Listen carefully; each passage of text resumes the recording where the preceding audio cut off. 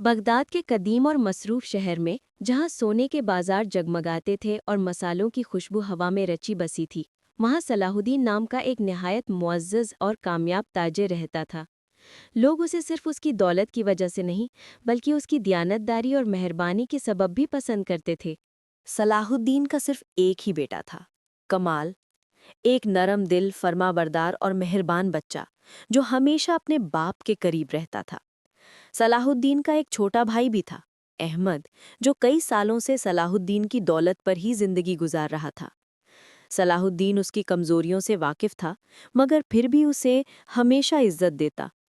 वक्त गुजरता रहा, जिंदगी मामूल के मुताबिक चलती रही।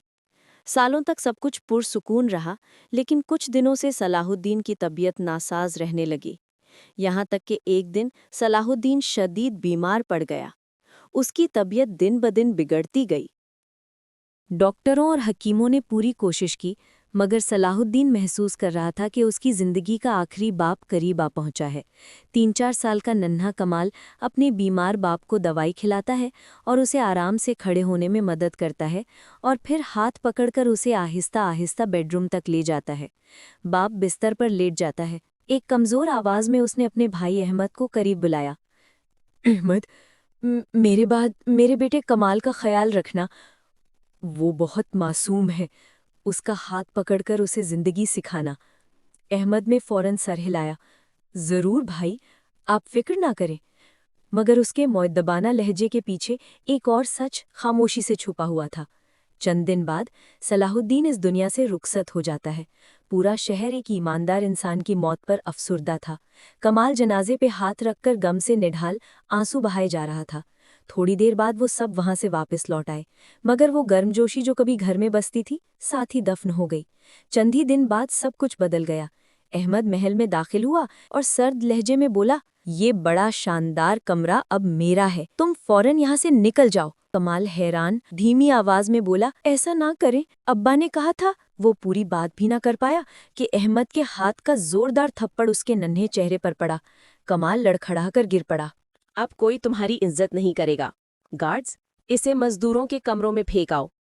गार्ड्स फौरन आगे बढ़े, नन्हे कमाल को बाजुओं से पकड़ा, घसीटते हुए से आलीशान कमरे से निकाला और एक टूटे बोसीदा कमरे में फेंक दिया, जिसकी खिड़कियां शिकस्ता थीं और फर्श पर धूल मिट्टी जमी थी। उस रात पहली बार कमाल ने एक फटे पुराने गद्दे पर एक बारीक कंबल ओढ़कर सोना था। उसने अपने बाप की शाल को सीने से लगा लिया और रोते हुए सिसकियां भरकर कहा, अब्बा, आप मुझे अकेला क्यों छोड़ गए? एक बूढ़ा खादिम, करीम, ये सब देख रहा था। उसे सलाहुद्दीन की नेकी याद आ रही थी। रात गए वो चुपचाप गरम खाना कमाल के दरवाजे के बाहर रख जाता। वो खुलकर कुछ नहीं कर सकता था, मगर वो सलाहुद्दीन के बेटे को भूखा नहीं सोने दे सकता था। अहमद ने कमाल के साथ नौकर जैसा सलूक करना शुरू कर दिया। उससे औजार साफ करवाना, सहन झाड़ू लगवाना, पानी उठवाना, दौड़ धूप करवाना, सब कुछ। लेकिन जुल्म के बावजूद कमाल ने कभी शिकायत नहीं की। इधर अहमद लालच में अंधा होकर सलाहुद्दीन के कारोबार टुकड़ों में बेचने लगा। वो बेतहाशा पैसा उड़ाता, बड़ी बड़ी महफिलें सजाता और बेईमान ताजरों से खतरनाक सौदे करता। महल आहिस्ता आहिस्ता अपनी असल शान खोने लगा। एक दिन एक मुसाफिर आलिम गरीब बच्चों को मुफ्त पढ़ाने आया। उसने कमाल की जहानत, उसका अदब, उसकी नर्म गुफ्तारी नोट की।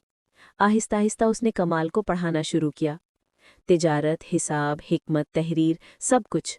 कमाल रातों रात छुपकर इल्म हासिल करता रहा। साल गुजरते गए। कमाल एक कमज़ोर बच्चे से एक मजबूत समझदार नौजवान बन गया। मजदूर उसकी इज्जत करने लगे। वो उनके मसाइल हल करता, काम संभालता और हत्ता की कारोबारी मशवरे भी देता।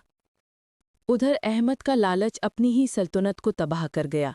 बहुत से कर्ज खा लकड़ी के डंडे लिए अहमद के गिर्द जमा हो गए। कर्ज खा चिल्लाकर बोले, तुमने हमें धोखा दिया, पैसा कहाँ है अहमद? वो बेबस था, भागने की कोई जगह न थी। इसी हंगामे में दरवाजे से कदमों की आवाज गूंजी। सब पलटे।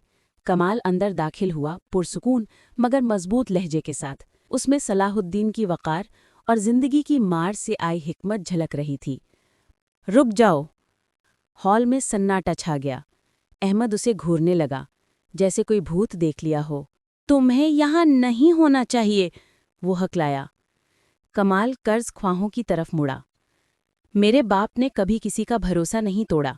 اور نہ ہی میں توڑوں گا۔ ہجوم میں سرگوشیاں ہونے لگیں۔ کمال نے مزید کہا، میں ہر قرض واپس کروں گا، لیکن تمہیں مجھے وہ موقع دینا ہوگا جو احمد نے برباد کیا ہے۔ قرض خواہ جو کبھی اس بچے کو روتے دیکھا کرتے تھے، اب اس کے عزم کو دیکھ کر ہولے سے سر ہلانے لگے۔ ہجوم چلا گیا۔ احمد ایک کرسی پر گر پڑا، چہرہ ہاتھوں میں چھپا کر۔ میں اندھا تھا، لالچ نے مجھے اندھا کر دیا، وہ سسک رہا تھا۔ کمال اس کے قریب آیا۔ احمد کو لگا شاید وہ غصہ کرے گا یا انتقام لے گا، مگر اس نے ایسے الفاظ سنے جن کی اسے توقع نہ تھی۔ چچا، آپ پھر بھی میرے باپ کے بھائی ہیں، میں ان کی عزت کو آپ سے نفرت کر کے پامال نہیں کر سکتا۔ احمد نے آنسو صاف کیے۔ تو تم مجھے معاف کر رہے ہو؟ کمال نے دھیرے سے سر ہلایا۔ لیکن معافی کے باوجود سزائیں اپنی جگہ رہتی ہیں۔ اب آپ کو اپنے ہاتھوں سے کام کرنا ہوگا، لالچ سے نہیں، محنت سے جینا ہوگا۔ احمد نے پہلی بار سر جھکا کر کہا، میں قبول کرتا ہوں۔